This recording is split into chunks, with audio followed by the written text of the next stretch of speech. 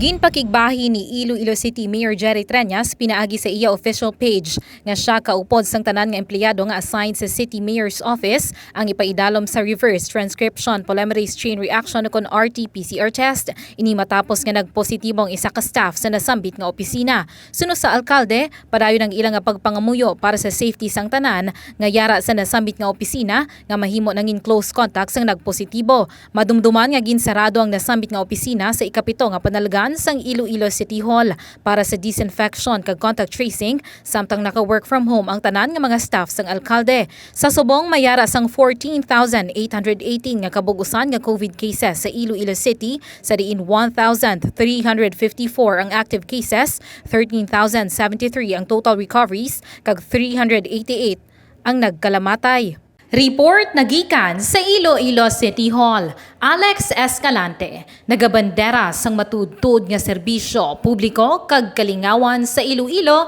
Radyo Bandera.